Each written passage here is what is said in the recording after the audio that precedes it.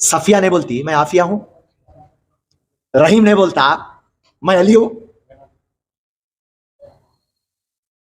बड़ी शरीयत की बात करने वाले, हक और ईमान की बात करने वाले, अल्लाह रसूल की बात करने वाले, कुरान हदीस की बात करने वाले, फर्ज की बात करने वाले, सुन्नतों की बात करने वाले, शोहर का नाम बदल दे रहे, औलाद का नाम बदल दे रहे, बाबा का नाम बदल दे रहे, अम्मा का नाम बदल दे रहे, दामाद का नाम बदल दे रहे। ये पूरे चीजें हम बताए।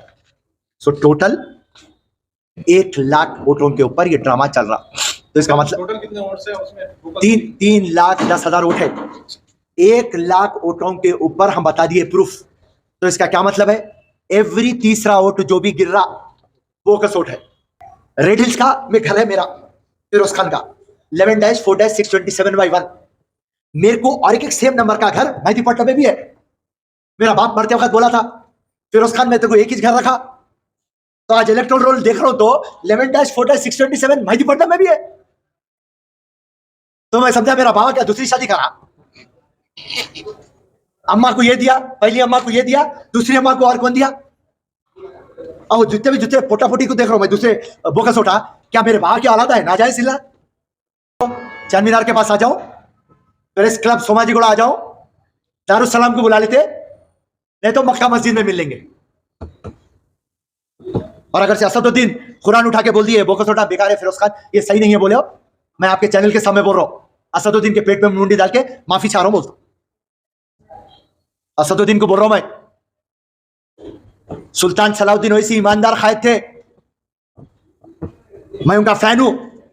तुम्हारा बाबा नेक था मगर तुम लोग बट्टेबाज है। चीफ इलेक्टोरल ऑफिसर विकास राज साहब से हमारी मुलाकात हुई। सब्जेक्ट ये है नामपल्ली के अंदर bogus votes.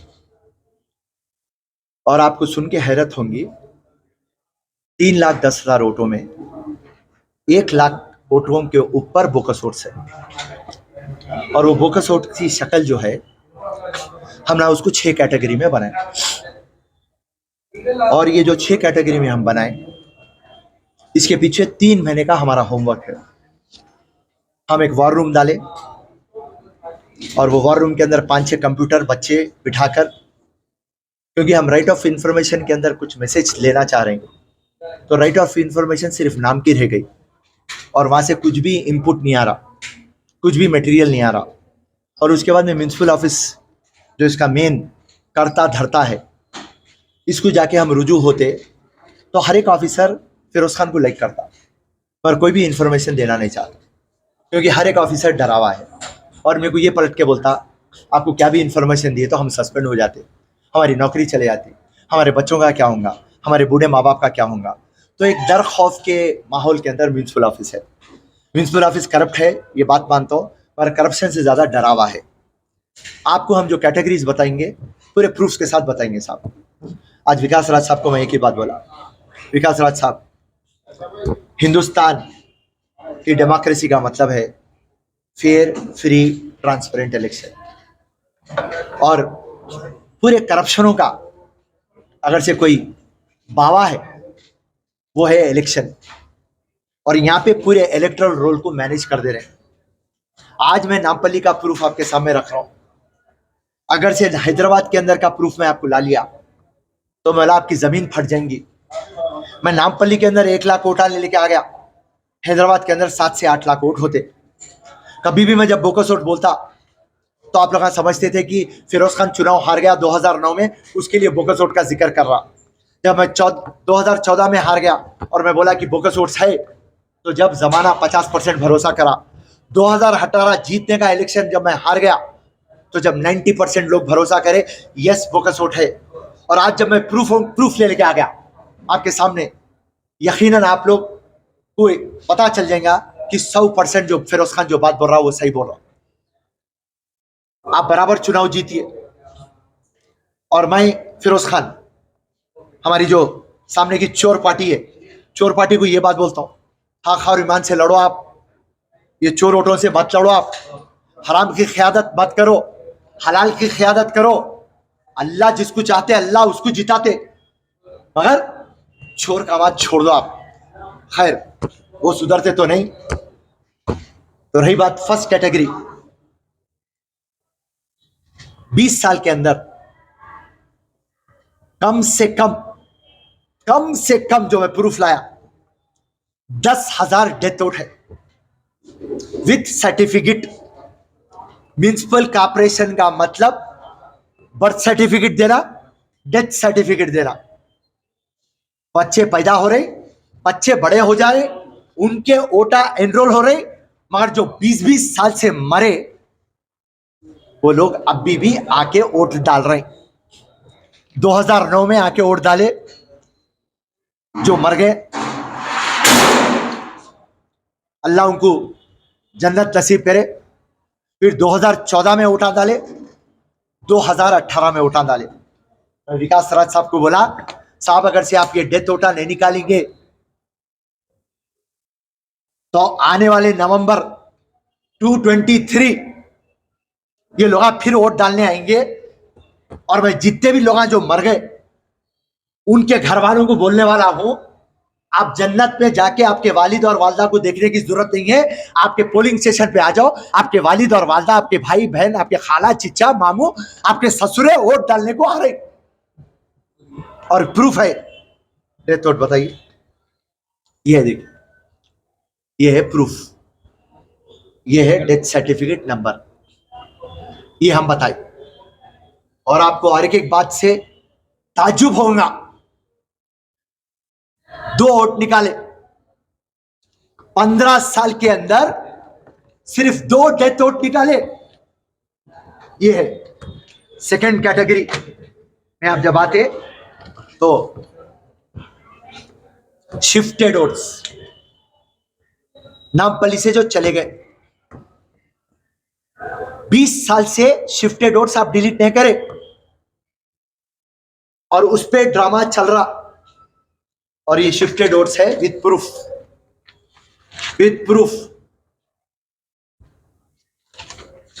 Shifted votes 45,000 with proof कि दूसरी जगह का वोटर है इनके पास, दूसरी जगह पे रह रहे। उसके बाद में तीसरी कैटेगरी ये है, नामपल्ली के अंदर 90,000 घर बता रहे। ये जो घरों के नंबर आए,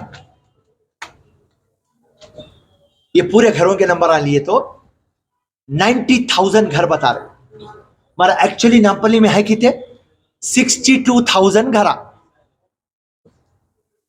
एक जब घर बनता, जब उसका असेसमेंट होता, उसको म्युनिसिपल नंबर देते और आप टैक्स पे करते। बाद में आप टैक्स नहीं पे करेंगे, मगर पहले तो नंबर डलता। तो 28,000 घरा नहीं है, तो ये जो घरा नहीं है उसके ऊपर वोट रहा है। तवज्जो फरमाइए आवाम, 28,000 घरा नहीं है, उसके ऊपर वोटर है। और उसके अंदर जो घर है, जैसा हमारे मुरली साहब मल्लापल्ली के, इनके बाप दादा भी मल्लापल्ली के, इनके पुश्ते, इनके दादा, इनके ससुर, इनके नाना सब हिंदू हैं। इनके घर पे 4 मुसलमान के वोट है। ना कभी घर किराए पे दिए, ना कभी घर बेचे, इनके घर के ऊपर एंट्री है। और नामपल्ली के अंदर 6 डिवीजन आए, अहमदनगर, मेहदीपट्टनम, विजयनगर कॉलोनी, मल्लापल्ली, आसिफ नगर, रेड हिल्स का में घर है मेरा, फिरोज खान का 11-4-627/1। मेरे को और एक सेम नंबर का घर मेहदीपट्टनम में भी है। मेरा बाप मरते वक्त बोला था, फिरोज खान में तेरे को एक ही घर रखा। तो आज इलेक्ट्रोल रोल देख रहा हूं तो 11-4-627 मेहदीपट्टनम में भी है। तो मैं समझा मेरा बाबा क्या दूसरी शादी करा, अम्मा को ये दिया, पहली अम्मा को ये दिया, दूसरी अम्मा को और कौन दिया। और जितने पोटा-पोटी को देख रहा हूं मैं, दूसरे बोकस उठा, क्या मेरे बाबा की औलाद है? नाजायज इल्ला, ये ड्रामा। उसके बाद चौथी कैटेगरी ये है, जो double oats, multiple oats, Nampally के अंदर 2 ओट, फिर एक नामपल्ली में 1 ओट है, कारवान में और एक ओट है, नामपल्ली में 1 ओट है, चारमीनार में 1 ओट है, नामपल्ली में ओट है, हैदराबाद में 1 ओट है। ये बता दिए। फिर उसके बाद में नामपल्ली के अंदर, गौर और तवज्जो फरमाओ मेरे भाइयों, नामपल्ली के अंदर करीमनगर का ओट है, नामपल्ली के अंदर वरंगल का ओट है, नामपल्ली के अंदर महबूबनगर का ओट है। तो ये है हमारी 4th कैटेगरी। 5th कैटेगरी में आ रहे हैं आप। इलेक्शन कमीशन साहब ये बात बोले, जो भी घर में 6 वोट होते, एक घर में 6 वोट से बढ़ के, बीएलओ को बोले आप जाके वेरीफाई करिए कि ये सही है क्या, करेक्ट है। ऐसे 1,60,000 वोट आए। और बीएलओ जो अनपढ़, कचरा साफ करने वाले, बोरी साफ करने वाले, फॉगिंग करने वाले, 276 बूथ को 276 रहना, 130 है। और 130 में 80% कामाटी, जिसको पढ़ना लिखना नहीं आता, 6,000 की तनख्वाह ले रहे हैं। म्युनिसिपल कमिश्नर 276 है बोल के पूरों की तनख्वाह ले रहा, तो अब कौन खा रहा पैसे? हम विकास राज को पूछे, ये पैसे कौन खा रहा? इलेक्शन कमीशन खा रहा, या म्युनिसिपल कमिश्नर खा रहा, या बीआरएस की गवर्नमेंट खा रही, या एमआईएम के चोर बटेबाजा खा रहे? कौन खा रहे हैं पैसे? अच्छा, 130 बीएलओ है, और आप बोलते कि हम गए सर्वे करे, 1,60,000 में से अब तक 1,00,000 तक कर लिए, पूरे सही है। और 130 में 80% कामाटी, जिसको पढ़ना लिखना नहीं आता, 6,000 की तनख्वाह ले रहे हैं। म्युनिसिपल कमिश्नर 276 है बोल के पूरों की तनख्वाह ले रहा, तो अब कौन खा रहा पैसे? हम विकास राज को पूछे, ये पैसे कौन खा रहा? इलेक्शन कमीशन खा रहा, या म्युनिसिपल कमिश्नर खा रहा, या बीआरएस की गवर्नमेंट खा रही, या एमआईएम के चोर बटेबाजा खा रहे? कौन खा रहे हैं पैसे? अच्छा, 130 बीएलओ है, और आप बोलते कि हम गए सर्वे करे, 1,60,000 में से अब तक 1,00,000 तक कर लिए, पूरे सही है। हम बोले मैकेनिज्म बताओ, कौन से तौर तरीके पे आप जाके चेक करें, हमारे को बताइए। हम आपके प्रिंसिपल अपोजिशन है, हम 5 से 7,000 वोटों से हार गए, सारी दुनिया को मालूम है। नामपल्ली बोलते फिरोज खान। सो आप हमारे को इन्वॉल्व करें बगैर, आप किस तरीके की मैकेनिज्म करें, हमारे को आप बताइए। ये तमाम चीजें ले लेते हुए फिर हम आपको बताए कि फोटो एरर्स है। बताइए फोटो एरर्स।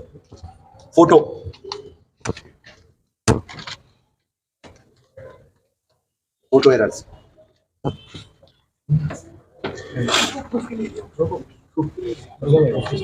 Photo errors. आप बोलिए, आप कोई भी मनमानी नहीं करता बूथ को जाके। सफिया नहीं बोलती मैं आफिया हूं, रहीम नहीं बोलता मैं अली हूं। बड़ी शरीयत की बात करने वाले, हक और ईमान की बात करने वाले, अल्लाह रसूल की बात करने वाले, कुरान हदीस की बात करने वाले, फर्ज की बात करने वाले, सुन्नतों की बात करने वाले, शोहर का नाम बदल दे रहे, औलाद का नाम बदल दे रहे, बाबा का नाम बदल दे रहे, अम्मा का नाम बदल दे रहे, दामाद का नाम बदल दे रहे। ये पूरे चीजें हम बताएं। सो टोटल 1,00,000 वोटों के ऊपर ये ड्रामा चल रहा। तो इसका मतलब टोटल कितने वोट्स है उसमें? 3,10,000 वोट है। 1,00,000 वोटों के ऊपर हम बता दिए प्रूफ। तो इसका क्या मतलब है? एवरी तीसरा वोट जो भी गिर रहा बोकस वोट है, और ये बोकस की बुनियाद पे एमआईएम का ड्रामा है। अगर से ये टॉपिक के ऊपर कोई भी मैं आज आपके चैनल के थ्रू असदुद्दीन, अकबरुद्दीन और उनके अंगूठे एमएलएस और उनके अंगूठे कॉर्पोरेटरों को भाव भाव भाव भाव भाव भाव भाव भोगते रहते, मेरे से डिबेट कर लो, इधर आ जाओ, बोलो चांद मीनार के पास आ जाओ, प्रेस क्लब सोमाजीगुड़ा आ जाओ, दारुसलाम को बुला लेते, नहीं तो मक्का मस्जिद में मिल लेंगे। और अगर से असदुद्दीन कुरान उठा के बोल दिए बोकस उठा बेकार है, फिरोज खान ये सही नहीं है बोले हो, मैं आपके चैनल के सामने बोल रहा हूं, असदुद्दीन के पेट में मुंडी डाल के माफी चाह रहा हूं, बोल असदुद्दीन को बोल रहा हूं मैं। सुल्तान सलाउद्दीन ओवैसी ईमानदार कायद थे, मैं उनका फैन हूं। तुम्हारा बाबा नेक था, मगर तुम लोग बट्टेबाज है। जय हिंद, अल्लाह हाफिज, शुक्रिया। हार गए 2014 में, तो फौरी ये सबूत लेके कोर्ट में क्यों नहीं? हम 2014 में गए थे कोर्ट को, 2018 में भी गए थे कोर्ट को। सेम ड्रामा इलेक्शन कमीशन और म्युनिसिपल कमीशन करा कि हम डिलीट कर रहे हैं, और उसके बाद में नोटिफिकेशन आ गया। नोटिफिकेशन जैसा आ गया, इलेक्शन कमीशन हाथ उठा दिया, जेएचएमसी हाथ उठा दिया, हाई कोर्ट और सुप्रीम कोर्ट गए तो बोले कि नोटिफिकेशन आ गया, हम आपके एक कॉन्स्टिट्यूएंसी के लिए हम चुनाव नहीं रोक सकते।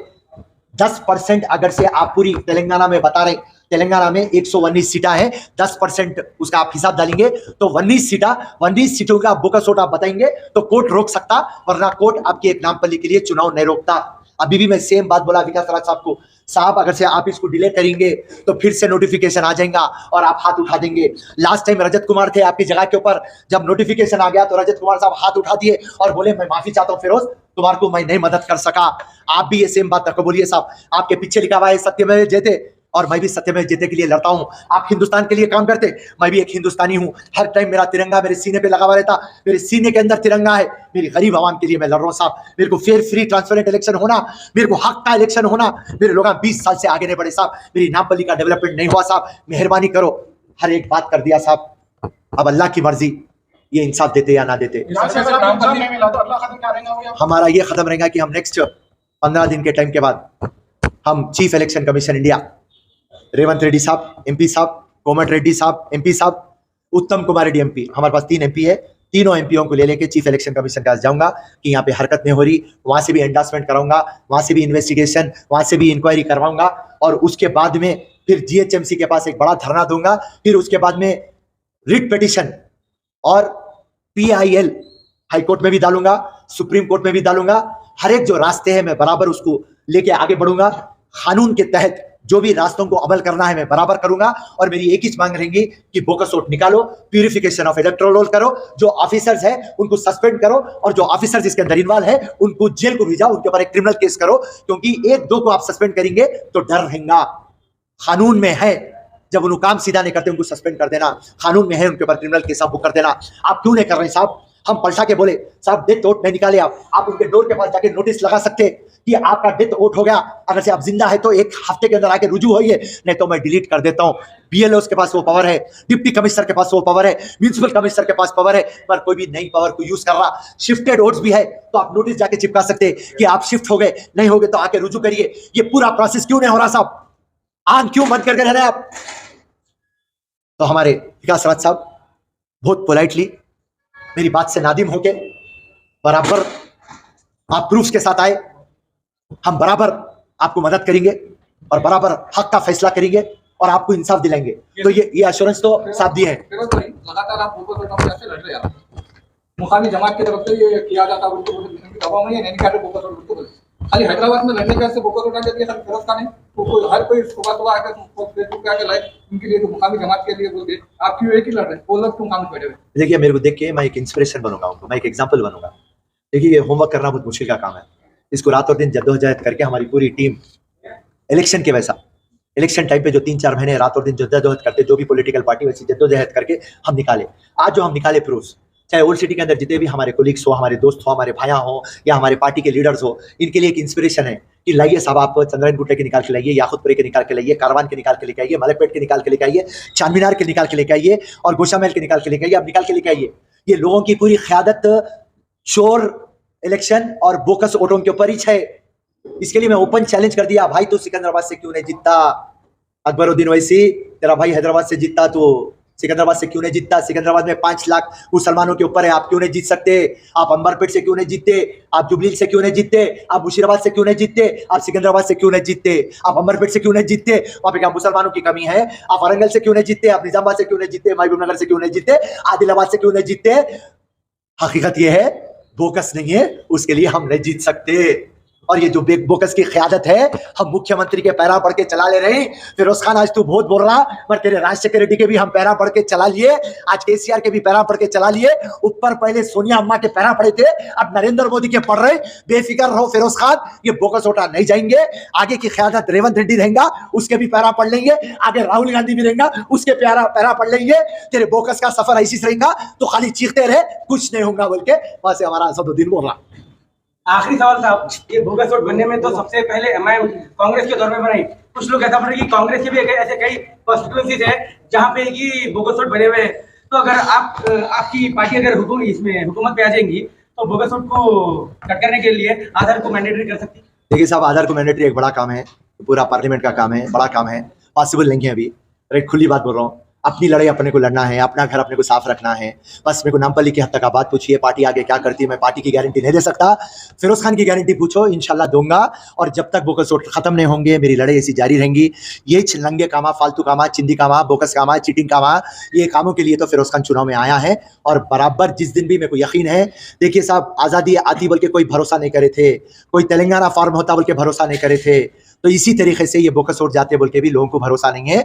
मगर मेरे को मेरे अल्लाह के ऊपर और मेरे हिंदुस्तान के दस्तूर के ऊपर और तमाम चंद लोग हैं जो ईमानदार ऑफिसर्स है उनके ऊपर और अदालत उनके ऊपर मेरे को पूरा भरोसा है, यकीन है। इंशाल्लाह वक्त थोड़ा लेंगे मगर बराबर बोकस खत्म होगा। एक वक्त जब नामपल्ली में आप लोगों की दुआओं के तुफेल में, मेरे माँ बाप की दुआओं के तुफेल में, मेरे अल्लाह और रसूल के सदक़े में जिस दिन नामपल्ली जीत जाऊंगा, उस दिन 100 फिरोज खान पैदा हो जाएंगे, बोकस वोट पूरे फिनिश हो जाएंगे। फिर हैदराबाद की बात फिर इंशाल्लाह बाद में कर लेंगे।